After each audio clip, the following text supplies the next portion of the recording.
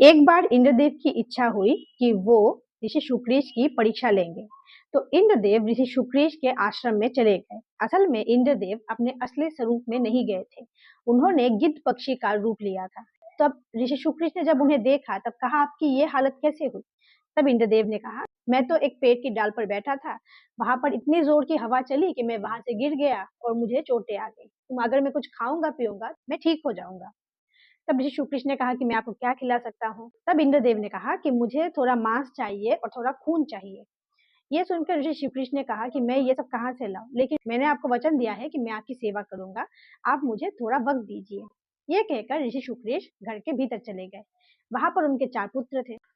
तब ऋषि शुक्रेश ने अपने पुत्रों से कहा कि देखो पुत्रों, मुझे तुम लोगों की मदद चाहिए। बाहर एक पक्षी आया है जिसे भूख लगी है, इसलिए मुझे उसे खिलाने के लिए तुम लोगों की सहायता चाहिए। तब उनके पुत्रों ने बिना पूरी बात जाने अपने पिता से कहा कि ठीक है पिताजी, आप जैसी आज्ञा देंगे हम उसका पालन करेंगे। उसके बाद ऋषि शुक्रेश ने उन्हें पूरी बात बताई। तब उनके पुत्रों ने कहा कि ये हम नहीं कर सकते, किसी और की भूख और प्यास मिटाने के लिए हम अपने शरीर का मांस और खून उनको नहीं दे सकते। उस समय ऋषि शुक्रेश ने अपने पुत्रों से कहा, जो चीज तुम नहीं दे सकते उसे देने का वचन क्यों दिया था? इसलिए मैं तुम्हें श्राप देता हूँ कि तुम चारों अगले जन्म में पक्षी के रूप में जन्म लोगे।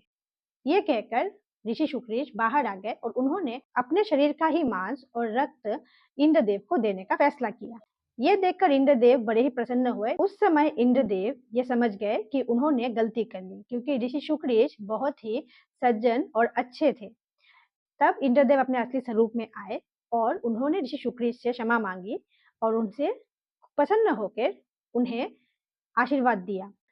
उसके बाद इंद्रदेव वहां से चले गए, लेकिन ऋषि शुक्रेश के 4 पुत्र को अभिशाप मिल गया और वही द्वापर युग में जाके 4 पक्षी के रूप में पैदा हुए, जिन्हें द्वापर युग में धर्म पक्षी भी कहा जाता है।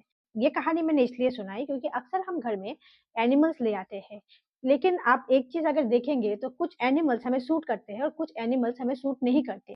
अगर एनिमल्स आपके घर में अच्छे से रहेंगे, खुश होंगे, तो ही आपके घर में अच्छी अच्छी चीजें होगी, और अगर एनिमल्स आपसे खुश नहीं होंगे तो आपके घर में प्रॉब्लम्स भी आ सकती है।